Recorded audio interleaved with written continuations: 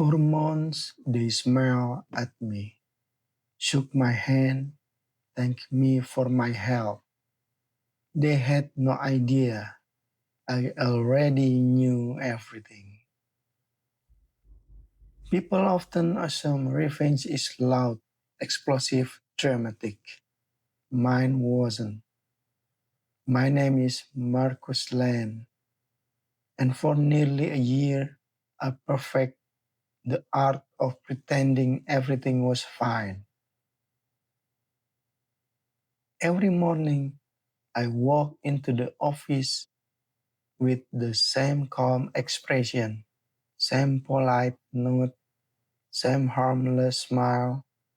I was the reliable one, the guy who stay late, the guy who covers shifts, the guy who never complained.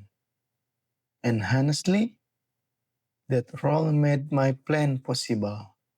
It started with something small, something most people would ignore. A meeting I wasn't invited to, then another, then casual conversation that abruptly ended when I approached it. At first, uh, I told myself I was imagining things until the email. It was sent accidentally. At least that's what Daniel claimed when he rose to my desk, slyly out of breath, asking me to ignore it. But I had already read enough. Once Marcus is out of the picture, funny how a single sentence can rearrange your entire reality. Daniel Brooks, my closest friend at work, the one who'd share lunch, inside jokes, weekend stories. Megan Parker, the teammate who always praised me, my team spirit. Kevin Sullivan, our charming manager who loved calling me a key asset. Apparently, I was valuable, just not valuable enough to keep. Most people, when they discover betrayal, react immediately: anger, confrontation, emotional collapse. I did none of that because emotions are loud and loud people are predictable. Instead, I leaned back in my chair, smiled at Daniel, and said, "No worries, happens all the time." That was the day Marcus Land disappeared and someone else took over. You'd be surprised how easy it is to observe when people think you're clueless. I listened more, spoke less. I became agreeable, cooperative, invisible. They were building a case to replace me.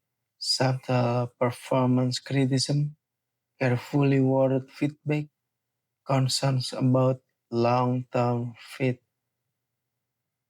Ironically, they still relied on me to fix problems, clean spreadsheets, resolve client issues, handle crises, so I helped every single time.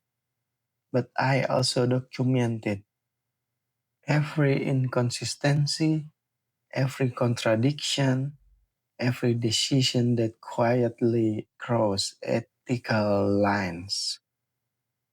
Not because I wanted to destroy them, but because I wanted truth to do it for me.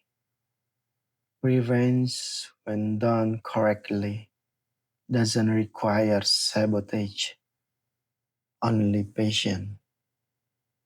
I began making adjustments, teeny harmless ones. I stopped correcting Daniel's minor mistakes. I let Megan Rose's reports go through as is. I followed Kevin's vague instruction exactly as written. No interventions, no rescue, just compliance. Mistakes multiplied, tension grew, and slowly the flawless image they curated began to crack.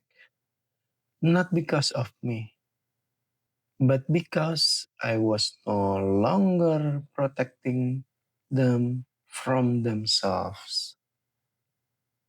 Then came the final piece, the presentation, a major client review, high stakes, executive attendance. Kevin insisted on leading. Daniel handled projection. Megan compiled analytics. And me, I supported quietly, perfectly. The night before, Daniel asked if I could double check everything. I smiled. Already did, which wasn't a lie. I had checked, I just hadn't corrected. The next morning was unforgettable. Slides didn't match numbers. Forecasts contradicted reports. Data source questioned. I watched confusion ripple across the room like a slowing moving storm. Kevin sweating, Daniel stuttering, Megan flipping through page that offered no salvation, and me, calm, attentive, helpful.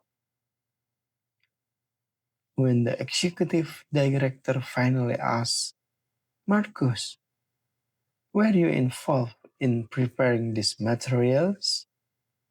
I answered gently, yes, I followed the provided data and instructions exactly.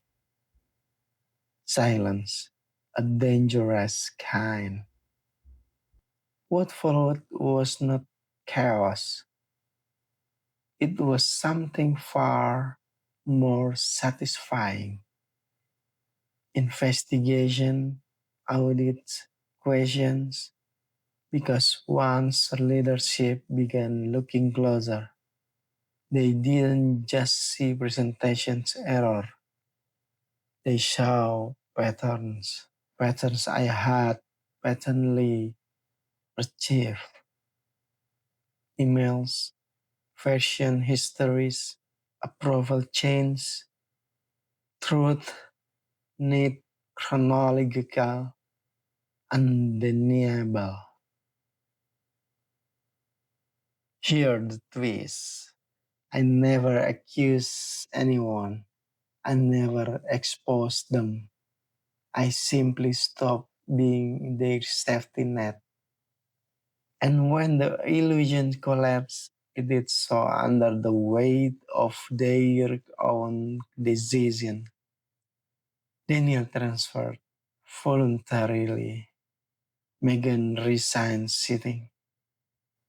New opportunities. Kevin was quietly reassigned. As for me, promoted.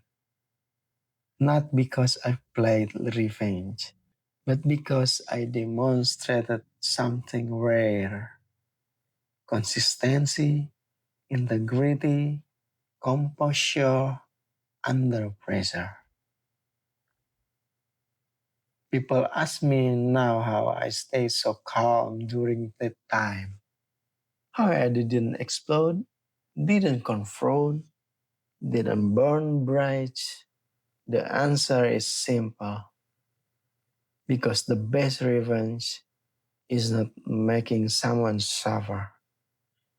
It's letting them reveal exactly who they are, while you remind exactly who they underestimate. And the most ironic part, even after everything, they still think I was just lucky.